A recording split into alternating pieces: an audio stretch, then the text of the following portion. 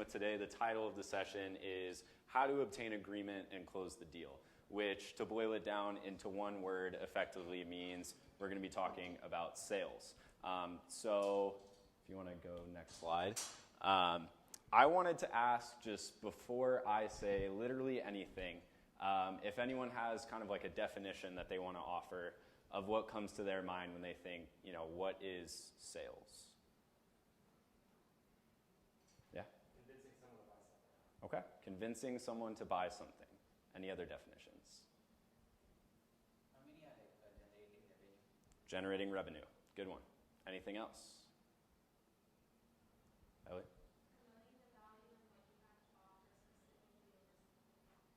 Okay, I like that. Promoting the value of what you have to offer over something else. Lucas? The process of convincing someone of something.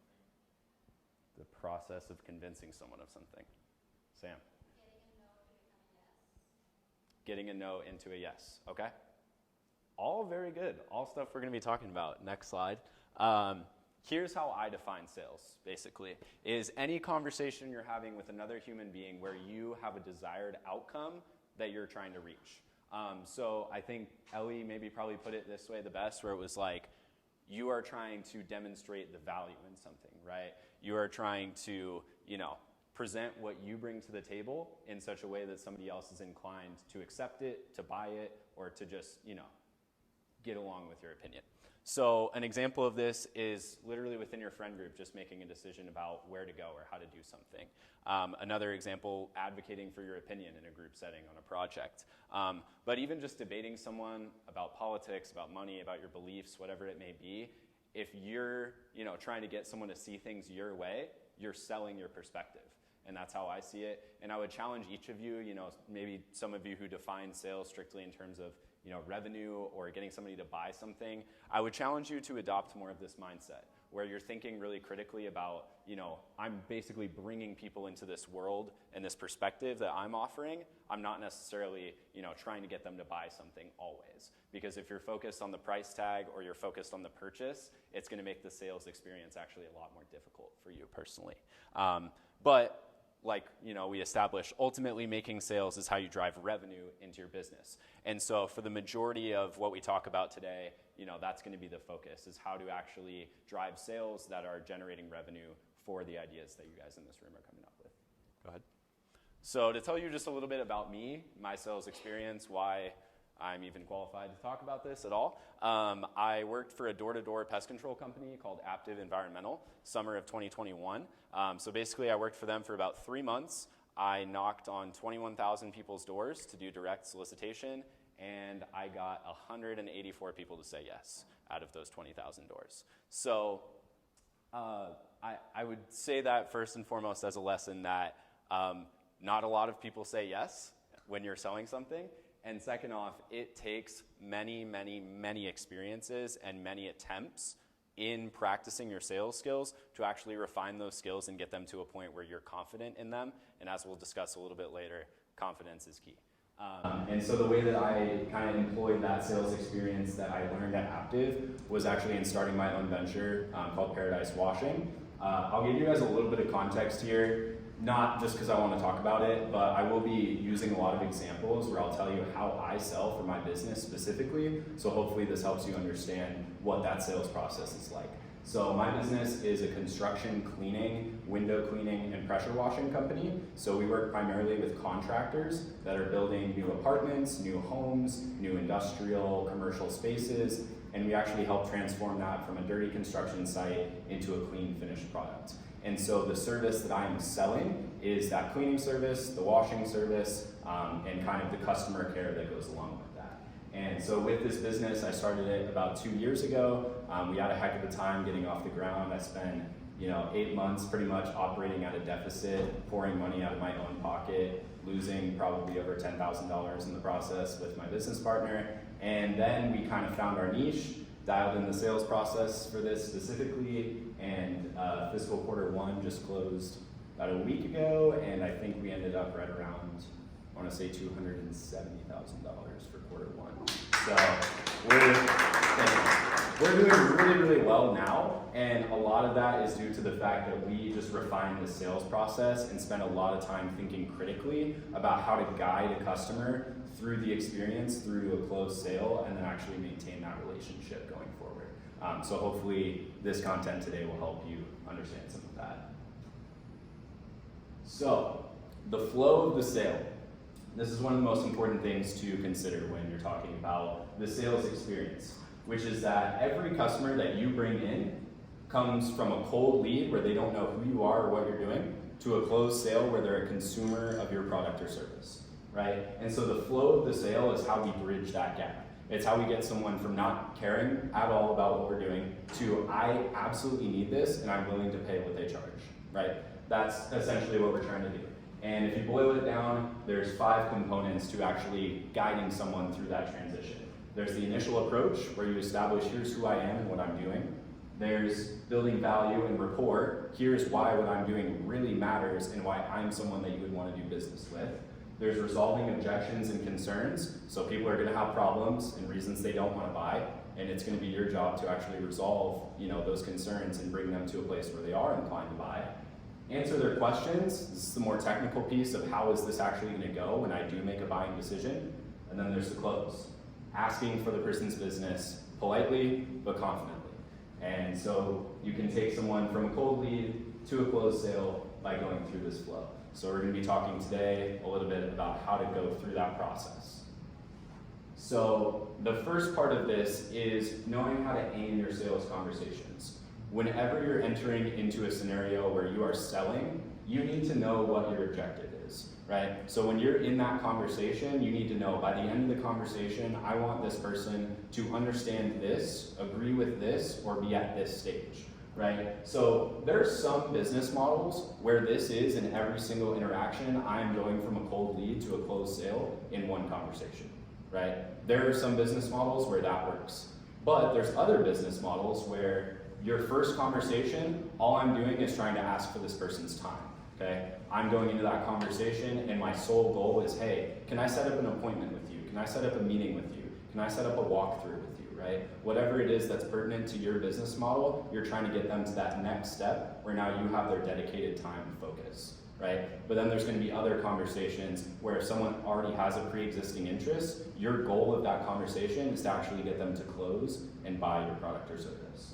And it's important to know that before you enter the conversation, because a lot of times you'll find yourself talking with people and you don't actually know what you're looking to get out of the conversation, right? But if you know clearly and precisely at the end of this, if nothing else, I want them to be here, then your entire conversation is going to be guiding them to that point. And that's really your job as a salesperson, is to know that objective and guide towards it. So step 1, like we talked about, is the initial approach. I put this quote up here that you never have a second chance to make a first impression, because truly the initial approach is where you either gain or lose people, right? Someone either gains interest in you as a human being, or they completely lose interest in your product, your service, and yourself. So what you're looking to do is form a genuine human connection with this person before you launch into your pitch, right? Getting to know them as a person, shaking their hand, asking them how they're doing, being a little bit personable, and then letting them know the reason why you're reaching out to them, stating clearly, hey, this is a sales conversation, right? Not necessarily in those words, but letting them know your objective here. Having a compelling script, which is basically going to be your way of explaining this is what I'm doing and why you should buy it. And then a clear and meaningful value proposition. So this is why I'm different from the things that you know about right now. And then a soft close in this initial approach. So actually kind of getting them to agree with you or getting them on track towards making a buying decision. So a key to success with the initial approach, this first one, is just literally being a human being. So I can't tell you how far it goes with a client when I talk to them if I take 5 to 10 minutes to just actually get to know who they are and what they're doing before trying to push my agenda, right? People like human beings that they can trust, and they're not going to trust you if you just are all about your business, all about your money, whatever, right? There's some people where if you read them and that's kind of their vibe, you can make the formalities pretty quick. But there's other people who, I've spent 10 minutes with them talking about their son or daughter or what they do, and then later in the conversation, I'm able to relate something back to that, and it goes so far with them. And it just helps me build that rapport and help someone really, feel more comfortable with me and who they're doing business with.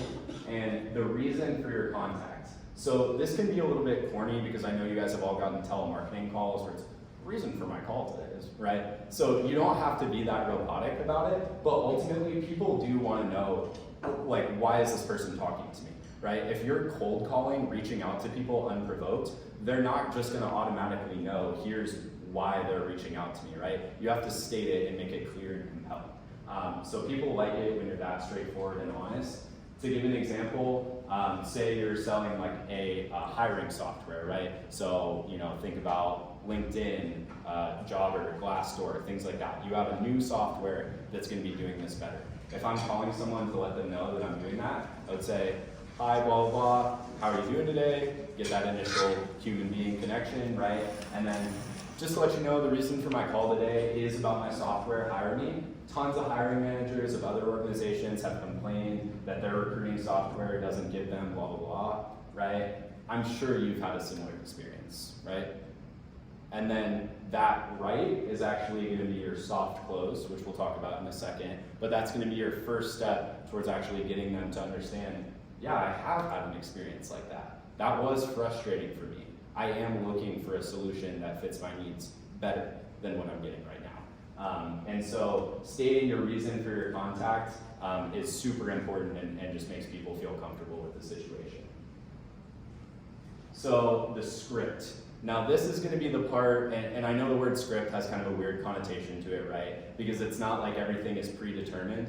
You want to obviously adjust the way you're speaking to the person that's sitting across from you. But overall, you need to have a pretty precise, dialed-in way to say, here's who I am, what I'm doing, and why it's important. So the most important things to have here are why there's a need for your product or service, your unique value proposition that ties directly into that need, using collective action or another type of rhetoric to actually get them interested. So what I mean by collective action is what I said on the last slide when I used the example of software. I said, many other hiring managers have been having this problem, right?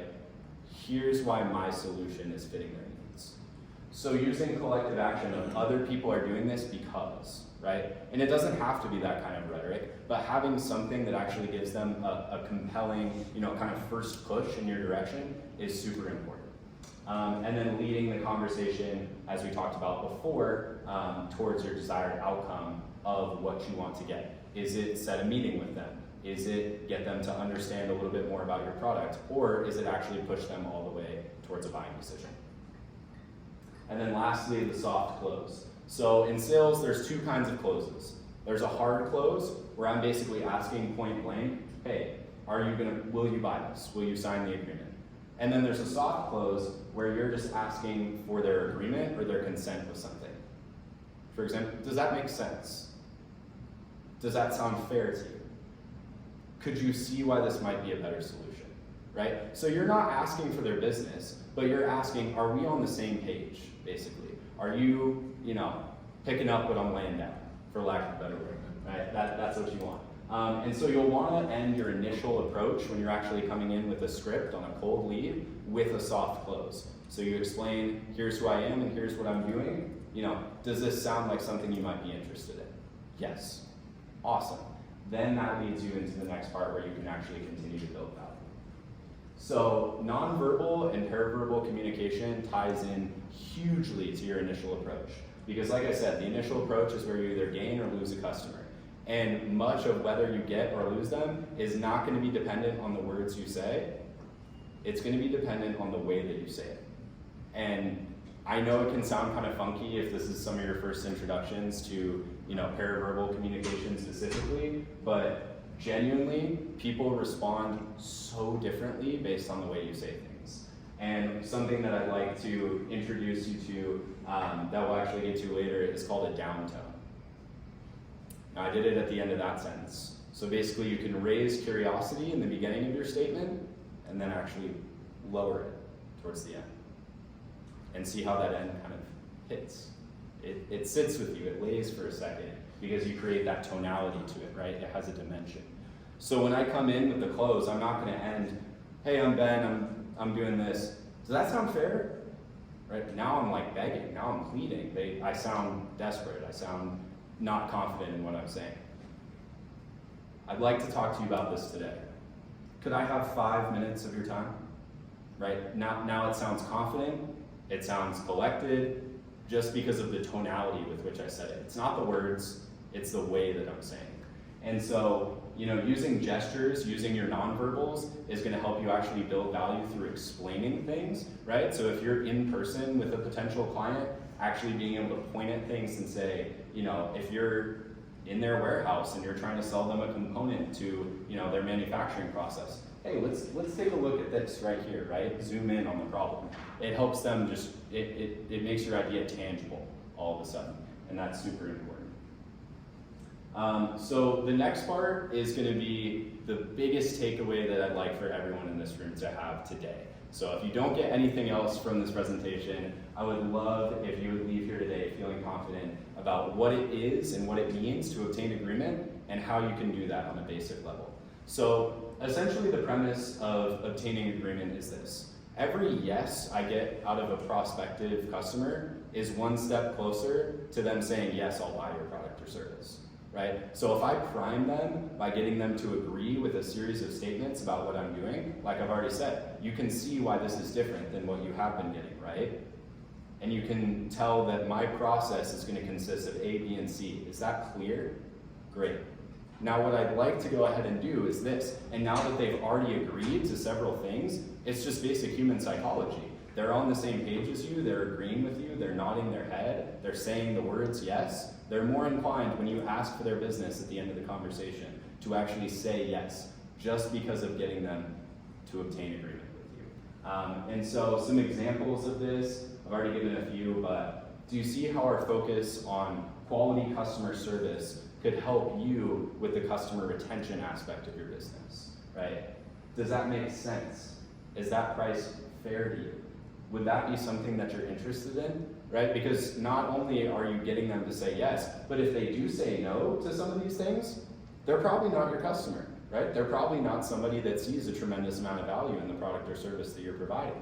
And so this gives you an opportunity to also qualify your prospects and see how interested really is this person in what I'm doing. And if they are interested, you're getting closer and closer to that ultimate, deal closing with every single yes.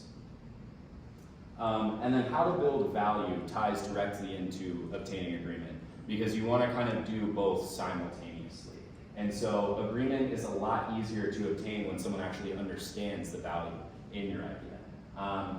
And obviously your product or service has to have inherent value. It has to have something that makes it different, a unique value proposition. It has to be marketable. It has to be, a viable idea.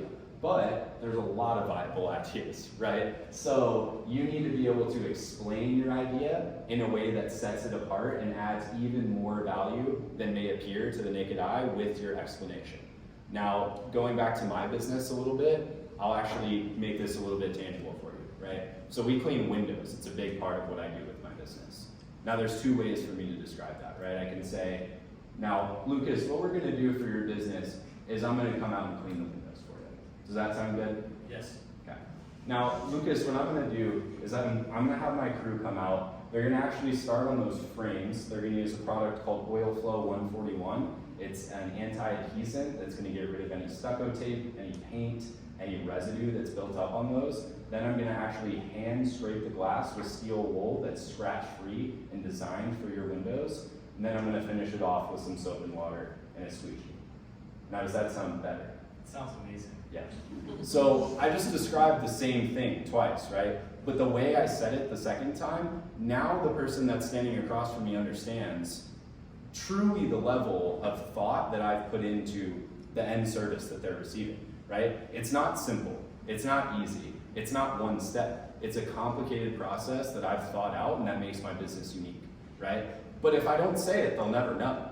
And so I've just added a tremendous amount of value to what this person thinks they're getting not because I've actually created more, but purely because I've explained it in a way that enlightens them to all of the ways that my service is valuable. And so value is really built through two ways. Using those descriptors, like I just did, to actually make someone understand what they're getting, and then comparing your solution to existing ones to show why yours is better and more valuable, right? So comparing yourself to alternatives and establishing, here's how I'm different and why there's so much more value for you to be had utilizing my service over here, right? And then the final piece of the puzzle after you've actually built that value is going to be closing. So once you've built a sufficient amount of value, you've obtained their agreement on 2, maybe 3 things. They think your idea sounds good. They understand why you're different than the competition. Now I'm in a position to be able to actually ask for their business. And this is hands down the scariest part of the conversation. And when I was entering into door-to-door sales, I was terrified of closing. I was so scared to ask for people's business because I felt like I might as well have been reaching into their wallet and grabbing their credit card. It felt invasive to me. And I didn't understand for a while that customers want to be closed, right? Why would this person still be at this point in a 5, 6, 7 minute conversation with you if they weren't interested in what you had to say, right? People want you to get to the point, and if they're still talking with you about what you have to offer after a while, they are probably interested in purchasing. And so it is your responsibility as a salesperson to actually ask for their business, because very few, if any, people are going to volunteer their business to you, right? They're going to wait for you to ask, and for you to ask in a compelling and confident way. And so closing, put simply, is exactly that. And then next slide. I wanted to introduce you all to some basic closing techniques. Don't worry about taking notes or anything on these. I'll be, like I said, sending all this out to you. But these are just some basic ways to actually ask for the sale from someone. So, for instance, I'll do all of these just in terms of my business. That way it's easier for me to come up with examples and for you guys to understand what an actual client engagement is like. So if I'm on the phone and I've described to this contractor everything that my company can do, and there's a specific project that they have in mind, I could option close them. Does next Monday or next Friday work better to go ahead and get started on this work for you? Okay? I could do a sincerity close. It really seems like from everything we've been talking about, there's a lot of value for you to be gained here with my service. Are you willing to give me a shot? Right? Just asking for it, human being. An urgency close. Hey, I've got 1 spot left open on my schedule next Wednesday. I can actually give you a 20% discount. Are you able to fill that slot, right? An analytic close. If someone's more numbers driven or results driven, you can actually draw on their kind of personality by offering some analytics of your own. My service has helped 25 contractors in the Paradise Valley area increase their client satisfaction through a higher quality construction crew. Can I do the same for you? Right? Just saying that straight up. And a simple hard close, right? If you have a contract that's a part of your product or service agreement and you're dealing with someone, could I have you sign this agreement today so that we could go ahead and move forward with this, right? Just very basic, to the point. All of these are ways to basically introduce, once you've already built that value, hey, where do we go from here, right? And it's at this point, next slide, that you're gonna realize basically nobody says yes to that right away. What they're gonna do is they are going to, kind of respond in 2 different ways. They're either going to, not really give you a super detailed reason, I'm not really interested, or I don't know if this is for me, right? Or they're gonna actually give you a specific objection, concern, or question that they have, right? So if they fall into that first camp, if they're just not responsive, feel free to give it another try, let them know, hey, I don't know if you knew about this, but this is something we are offering. Does that change your mind at all about things? No? All right, have a nice day, right? But then with that second camp, this is where great salespeople are made. When someone has a legitimate objection, concern, or question about what you're doing, and it's the reason that they're not inclined to make a buying decision right now, right? And so it's your job to take them from they're saying no to they're saying yes, just like Sam said earlier. And so I want to talk to you a little bit about how to deal with those people specifically. So we actually just talked about this a little bit. If you want to go to the next one. But I want to introduce you to a method called the RAC, or the RAC method, which stands for Resolve, Ace, and Close. And this is basically the bread and butter that I was taught as an introductory level salesperson about how to respond to an objection and turn that no into a yes. So the first step of this method is resolving. Here's where you want to make it clear to the person that's sitting across from you, I've been listening to what you're saying, right? You're not just saying, sure, yeah, makes sense, right? Repeat their concern that they just gave. If they said, hey, Ben, my issue is really with this. So if I understand you correctly, your hesitation is this, right? Okay, I completely understand that, and I'm willing to work with you on that, right? Now they understand that I've been listening, I understand that they have a problem, and I'm gonna lead them through taking care of it. Now, how I'm gonna take care of it, next slide, is through an ACE, right? And an ACE is just kind of like a technical term for adding value. So we already talked about how to add value, and what you're gonna do here is just continue to do more and more and more and more. Because some, prospective customers just need a lot of value before they're ready to make a buying decision. And so you just have to keep introducing them to more and more things about your business that's gonna make them want to say yes. And so there's essentially two ways that you can add value with an ACE. The first is to better describe something that they were already getting, right? So like I said with the window clean, thing earlier, I could, if I had only said window cleaning before to Lucas, now is where I could actually take a step back and say, I understand that one of your hesitations is with the quality that we're gonna provide on window cleaning. That's actually been a lot of contractors' issues with their other cleaners. I can completely understand where you're worried about expensive materials being ruined through that process. Now what I can go ahead and do for you is ensure that when I'm cleaning those, I'm using only certified recommended products for the manufacturer of your window, and I'm using, all the methodologies I talked about before, right? And so now I'm letting them know something that they were already getting with what I offered them before, and they didn't say yes, but now they know even more about it, and they might be more inclined to say yes. Then there's the second way, which is to actually sweeten the deal for them, right? So this is where you use your agency. I'm in a room full of, aspiring business owners.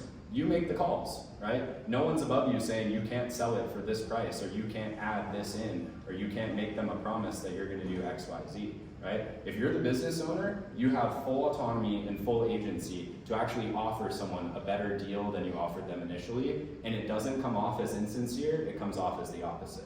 I had a huge fear when I first started in sales that people would see me reducing price or adding in another service to what they were getting as insincere, because it's like, well, why didn't you say that off the bat? But it's all about the way that you present it, right? Hey, if it means that I can earn your business, what I'm willing to do is give you a 10% discount on this first service. That way you can see for yourself the quality that we're able to provide and the difference that we've made for a lot of other clients. Are you willing to give me a shot?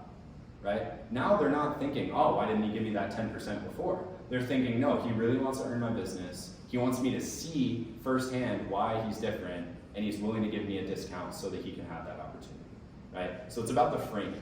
And so that second way is gonna either be basically a drop in price, or I can actually add something on, right? For my business specifically, I could say, hey, with that cleaning package, I'd be happy to actually go ahead and throw in a free exterior washing package where I can power wash your driveway and all of your covered patios in this new apartment complex if you're willing to give me a shot on the interior cleaning. Does that sound like a deal? Awesome, right? And so I can sweeten the deal either through price reduction or through actually adding more things to what they were getting in the first place.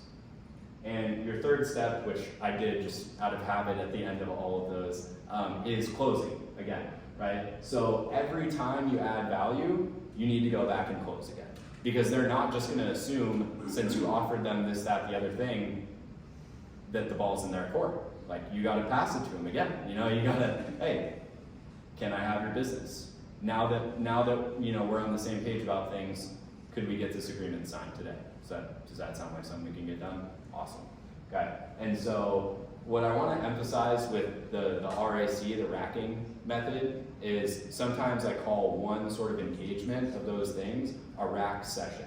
I've actually been in sales scenarios where, I kid you not, I have been through 14 rack sessions with one client, where I closed them 14 times until they actually said yes, right? It took 14 instances of me better describing the service that they're receiving, adding more value for them, reducing price, adding even more value, describing even more, reducing the price a little bit more, and then closing that last time before they were willing to give me a shot. And so if someone continues to bring up legitimate concerns, continue to entertain them, is my point, right? People have problems with the way you do things because if they're in the industry that you're selling in, they probably know what they're talking about, right? And they probably have something that's coming from like a very well-grounded, well-reasoned perspective. And so, you know, you want to treat them as though they're being authentic with you and continue to, yes, I totally understand that. And what I can go ahead and do to compensate for that is make sure that we do X.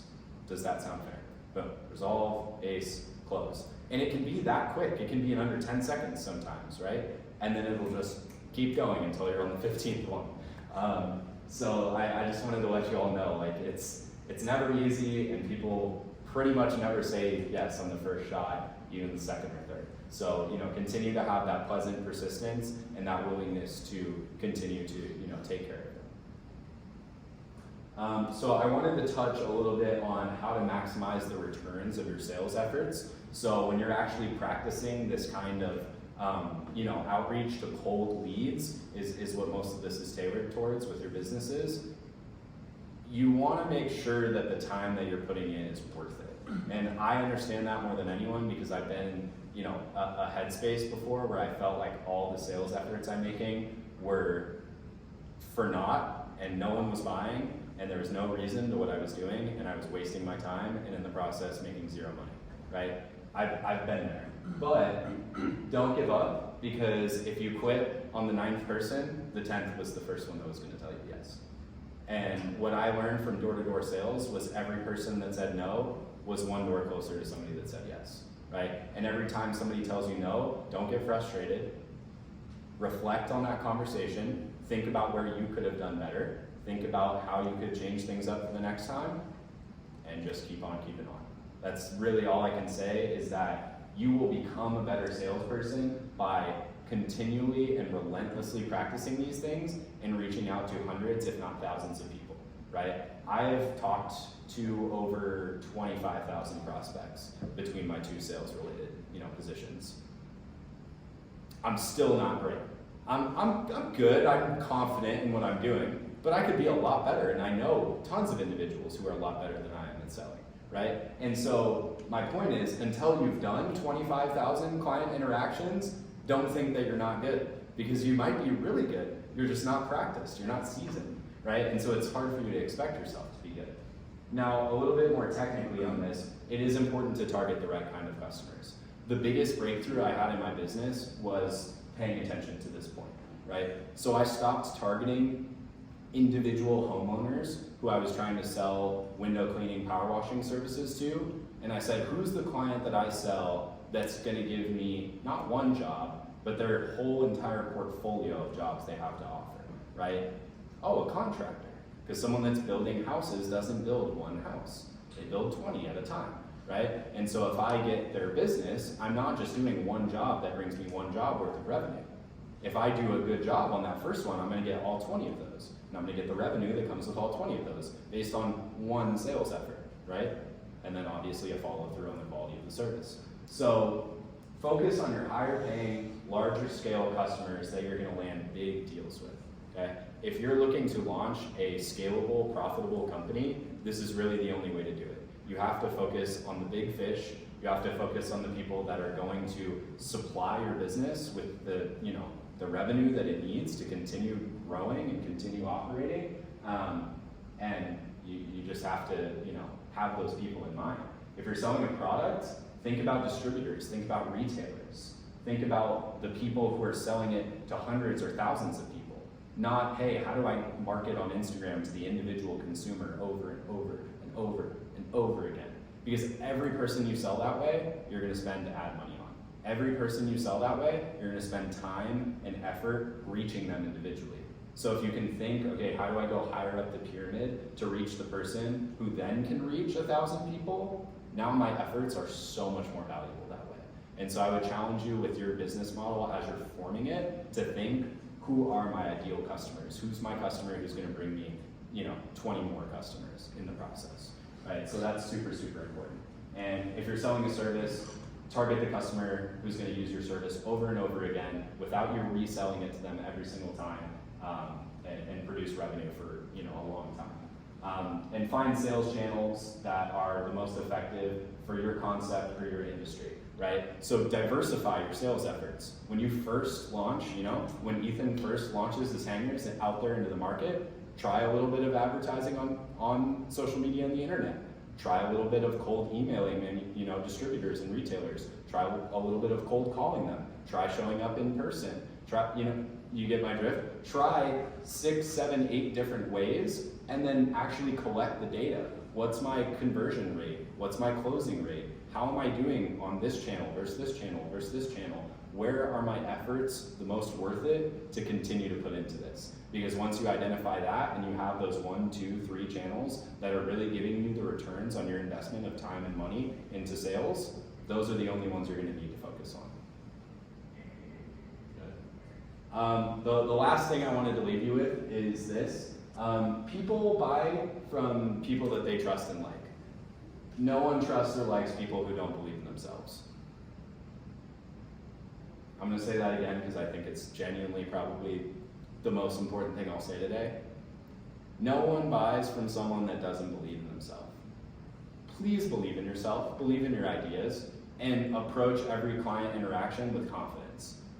I'm not saying blind confidence, don't be arrogant, don't speak on things that you're not qualified to speak on. People appreciate, being genuine and acknowledging, hey, I need to go do my homework on that. Let me speak to my team about that. I actually don't have an answer for you right now, okay? People are fine with that. I'm not telling you to BS your way through a client engagement.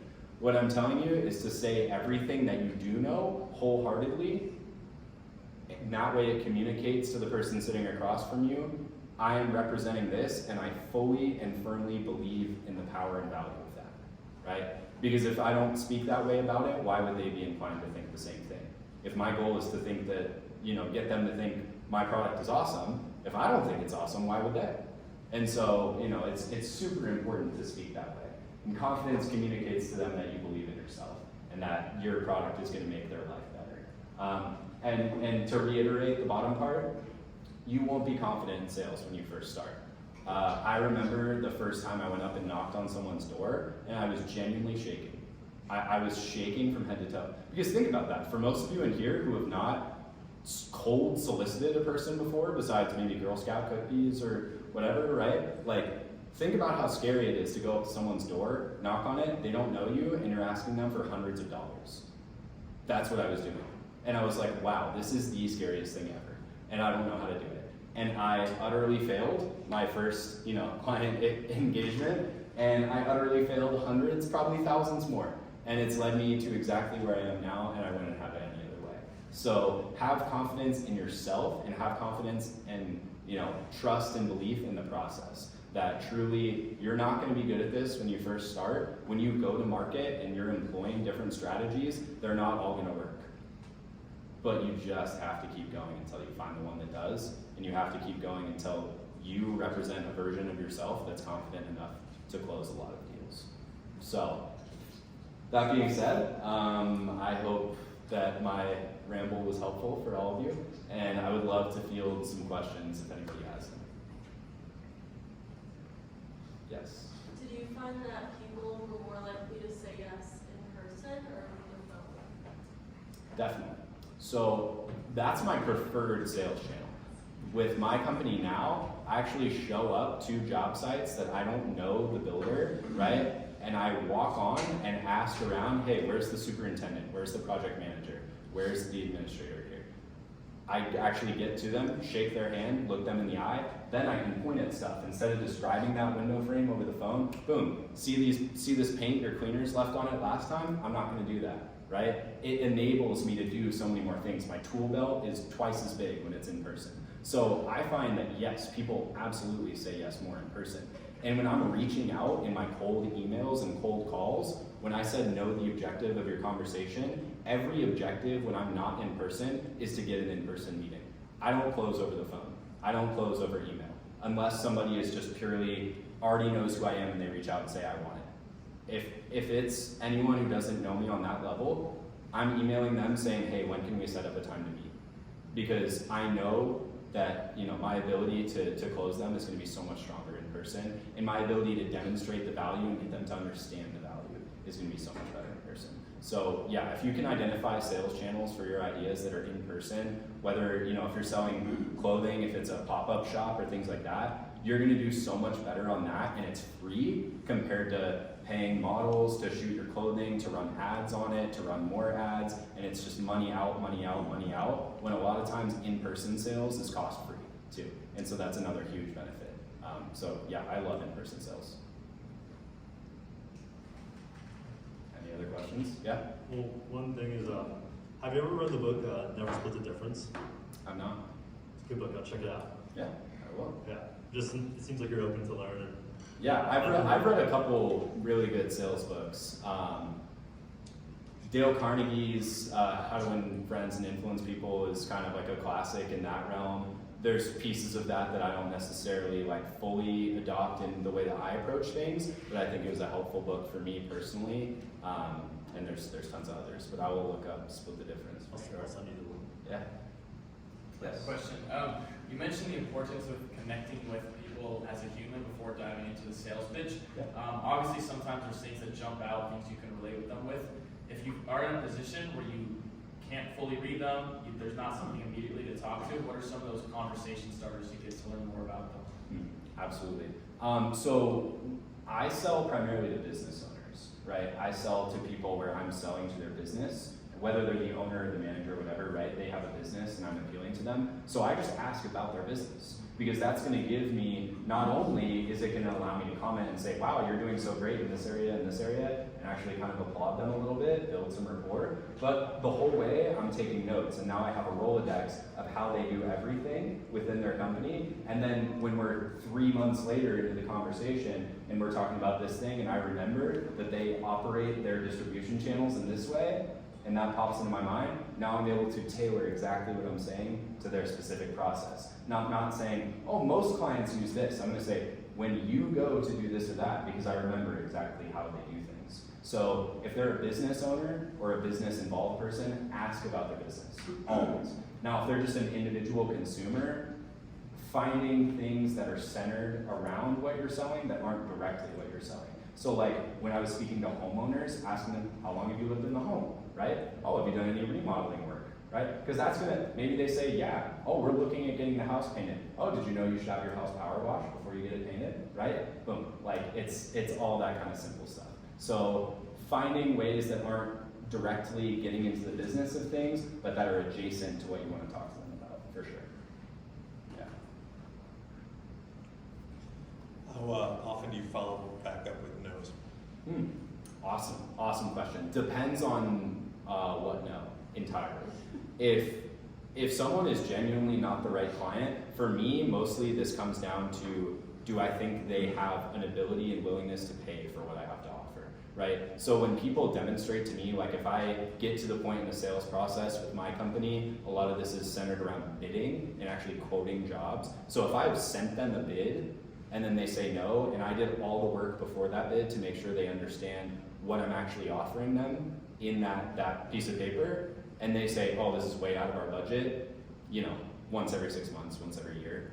If their no is like, hey, my current people are getting it done just fine, I don't need you, every 3 weeks. Because you never know when those people are gonna make a mistake, right? And so you need to be in their inbox at the exact right time of, oh, my current provider just screwed up, now this guy's hitting me up.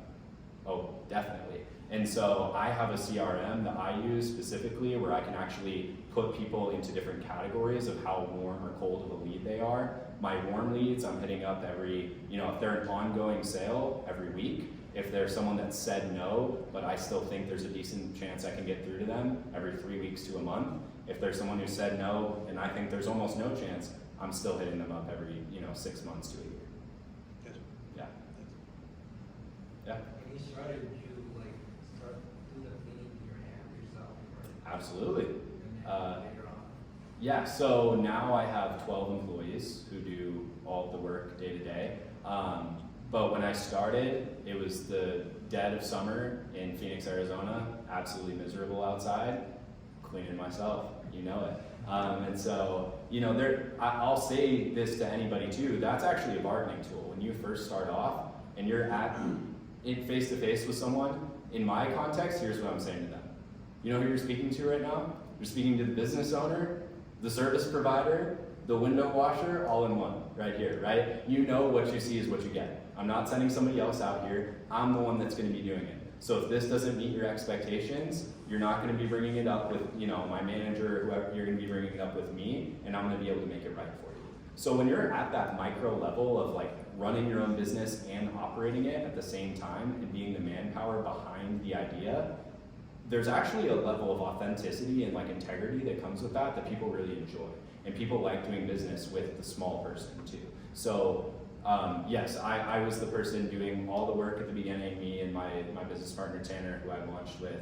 And you know, we found ways to scale up since then, right? But while we were at that bottom level of the totem pole, we found ways to actually take advantage of that model and represent it and use it to add value. Anything else? I mean, yeah, what made you get into this, cleaning, washing industry? And Great question. So I said this last time, I gave a little blurb at the beginning, but I know a lot of you weren't here, so I'll say it again. I was looking, when I came back from the pest control thing, I was looking to start my own business. I wanted to do something. I had, a few $1,000s to burn at most, if that, and I wanted to do something where I knew how to do it. It didn't require expensive licensing, anything like that. Didn't require expensive equipment, minimal overhead, basically, right? And I started doing some research. Window cleaning, you need about $30 worth of supplies to start. You need a squeegee and a mop, and you don't need any licensing, and I didn't spend any money on advertising. So I went to Home Depot, I bought $30 worth of equipment, and then I started knocking doors. So the reason I did my business my way and chose the industry that I did was simply that it was very lean, very low cost. And then when I started to actually realize the potential of it for the construction cleaning, the reason we pivoted into that is because my business is based out of Phoenix. And Phoenix is one of the largest, developing cities in the country right now. There's actively close to 1 million homes being, either planned out or built in that area, right? And so I knew that the potential was just absolutely limitless. I knew, if we don't succeed with this client, there's 999 more waiting for me to talk to. And so choosing an industry that, is up and coming, has room for growth, room for people to do it better, and will fit your cost needs ultimately. If you aren't comfortable or don't want to go raise capital, you have to find an idea that doesn't require raising capital. And so that's, why I ended up kind of on the blue collar side of things, if you will. Yeah.